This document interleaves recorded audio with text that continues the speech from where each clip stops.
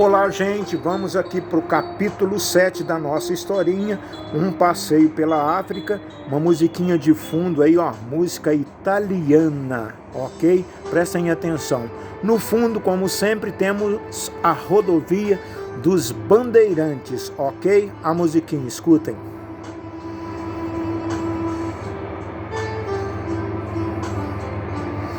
Capítulo 7, Angola. No dia seguinte, os meninos tomaram um avião para Angola. Luanda se assemelhava a uma cidade brasileira. Era parecidíssima com a cidade de Niterói, no Rio de Janeiro. Parecia que estavam de frente à vista do rio e apresentasse acompanhando a curva das avenidas litorâneas, dois recs de Palmeiras, Renques, né? De Palmeiras. Acho que aqui escreveram errado, é Renques. O Cicerone agora era outro, Afonso. O Cicerone é o guia, tá? Então agora o guia se chama Afonso. E este logo lhes falou do rei de quem tomara o nome, Dom Afonso I, um rei do Congo ou Manicongo, que no século XVI se converteu ao catolicismo e nisto foi acompanhado por boa parte de seu povo. Eu gosto particularmente da musiquinha de fundo, pessoal, prestem atenção.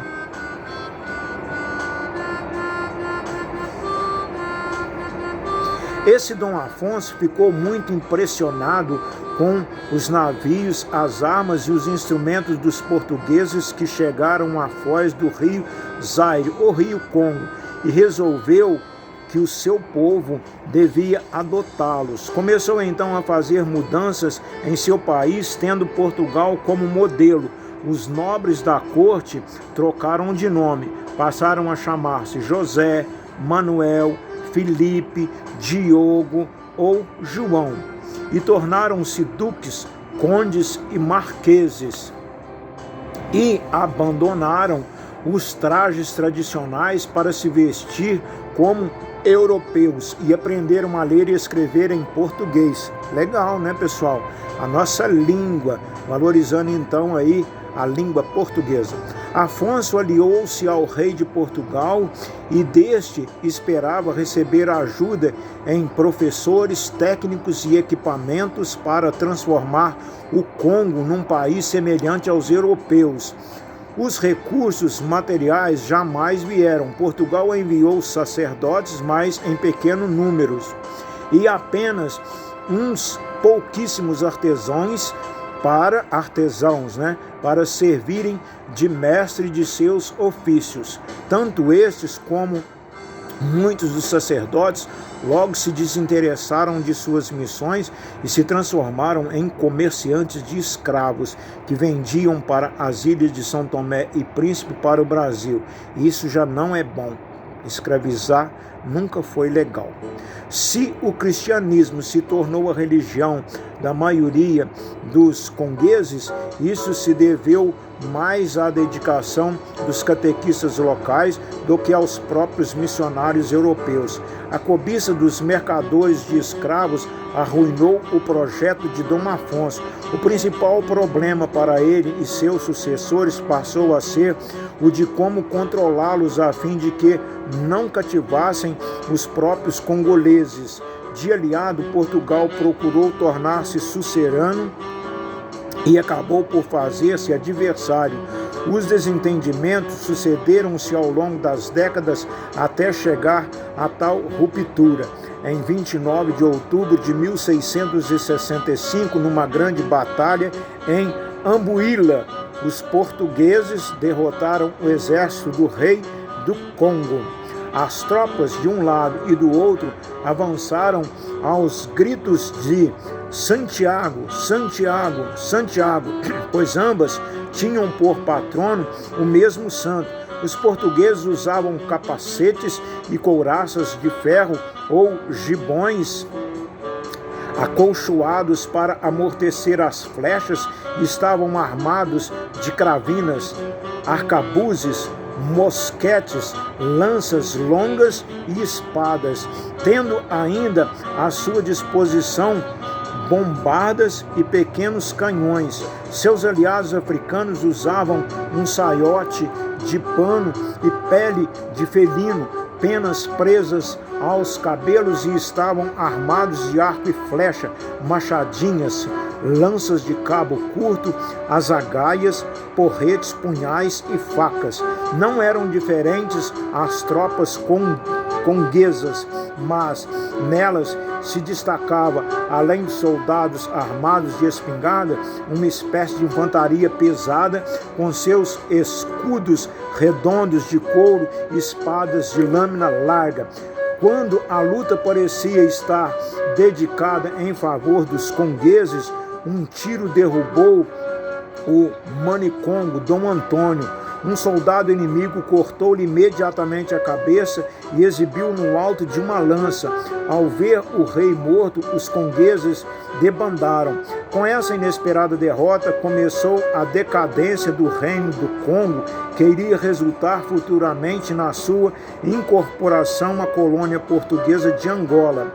Seria, porém, no Congo, em 1961, que se daria a primeira grande rebelião dos tempos modernos contra o domínio português em Angola.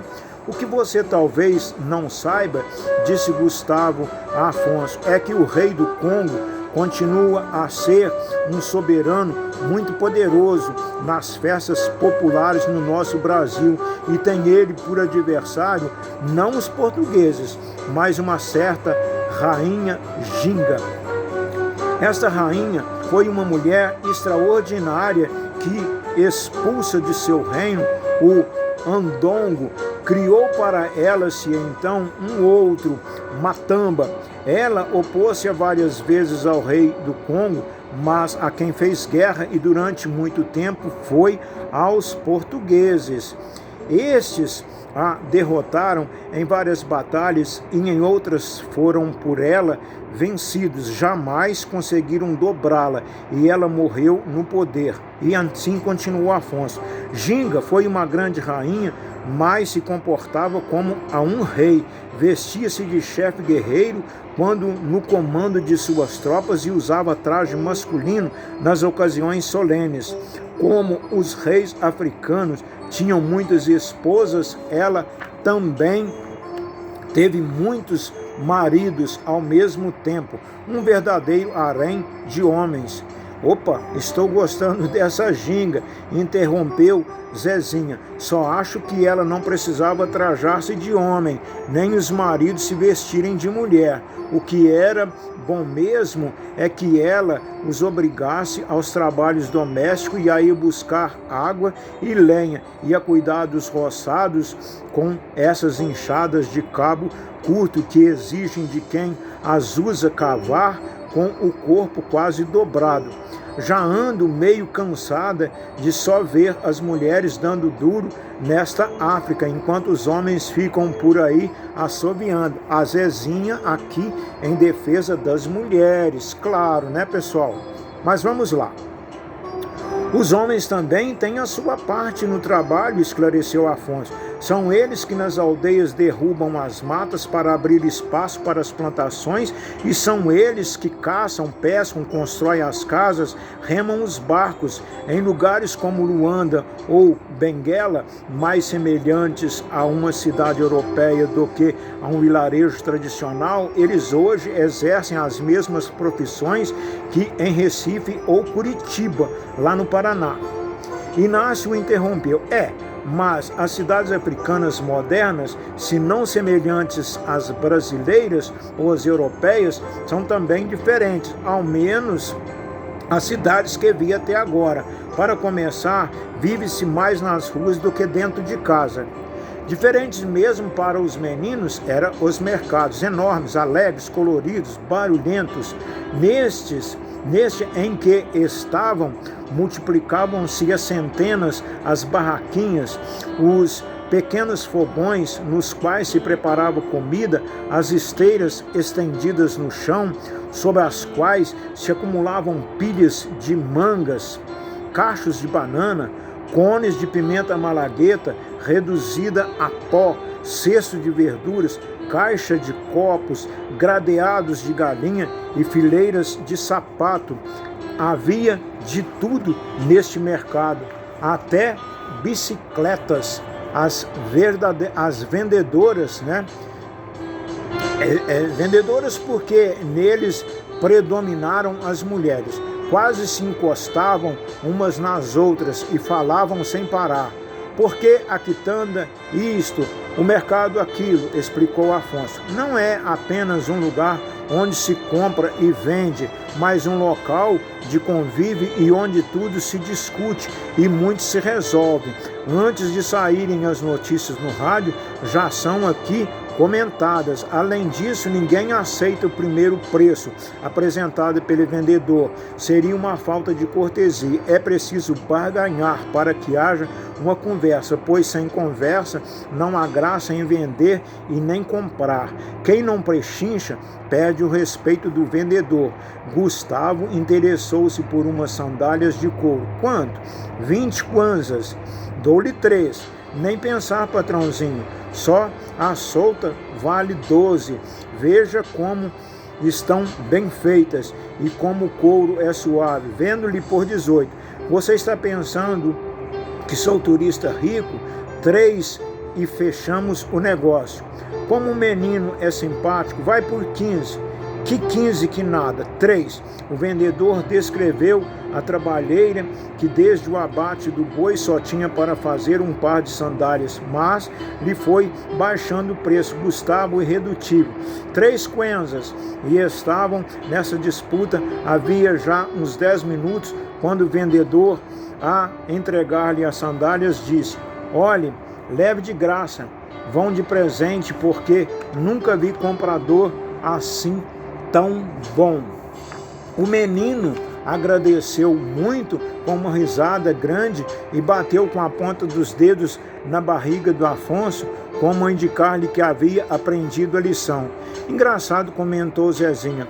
O Afonso chamou o mercado de quitanda. Quitanda, na minha terra, é uma pequena mercearia de bairro onde se vendem principalmente frutas, verduras e legumes. Quitanda é uma palavra quimbunda, explicou Afonso. E o quimbundo é a língua que fala a gente da região de Luanda, os ambundos. Parece que o português que vocês falam no Brasil está cheio de palavras quimbundas. Não vai fazer confusão aí, não tem palavrão aqui, viu, criançada? Parece não, está. Apressou-se em dizer Gustavo. O meu professor me ensinou que o quimbundo foi o idioma africano que mais influenciou o português no Brasil. Verbos que usamos todos os dias, como fungar, xingar, zangar, são de origem quimbunda. E temos dos mais comuns, como desgosto, caçula e cochilo também. Mas agora, interrompeu Afonso, vamos visitar uma outra cidade angolana muito diferente de Luanda. Chama-se atualmente Namibe, mas se chamava Moçambique antes da independência. Era um vilarejo sem importância até a metade do século XIX, quando um grupo de portugueses de Pernambuco atravessou o Atlântico e lá se estabeleceu. Esses portugueses fugiam das perseguições que estavam sofrendo no Brasil. Conheço essa história, disse Gustavo. Aprendi um pouco na escola sobre essas agitações populares que tomaram o nome de Mata Marinheiro. Marinheiros era como os pernambucos chamavam os portugueses que controlavam o comércio e eram tidos como os responsáveis pelos altos preços dos alimentos. Durante os motins foram muitos eles agredidos nas ruas e tiveram suas lojas saqueadas. Não foi isso aí por volta de 1847, 48, no Recife? Perguntou Inácio. Foi, confirmou Gustavo. Pois bem, acrescentou Afonso. Alguns desses portugueses, acompanhados de seus filhos, fugiram para Angola e, por assim dizer, fundaram de novo Namibe. É uma pena que tenham alterado o nome, reclamou Zezinha. Moçambique era muito mais bonito. Que mania mais boba esta de mudar o nome dos lugares, não acha? Lindo mesmo era a cidade com um casario espremido entre um mar muito azul e o deserto amarelado quase branco sob a luz do sol intenso. Quantas flores! Exclamou Zezinha. Que beleza esses pequenos jardins quase à beira do areal. Tudo isso resulta de muito carinho e muito trabalho, explicou Afonso. Aqui se vive da pesca e da produção de farinha de peixe. Foi graças à pesca que os foragidos de Pernambuco puderam prosperar. Posteriormente, a cidade cresceu por ser um excelente porto e nela ter início uma ferrovia que leva para o interior. Nós vamos fazer a viagem de trem? Não. Em compensação, vamos ver algo muito interessante, bem mais de perto. As cavernas de Tixitumbo Hulô. Gente, aqui fechou o capítulo 7, um capítulo realmente longo, não é isso? Sem mais delongas, né? A gente para por hoje, deixando aí um forte abraço a todos. O próximo é o capítulo 8, que vai tratar de Sans, Khoikhóis e Pigmeus. Aquele abraço, valeu, tchau, tchau.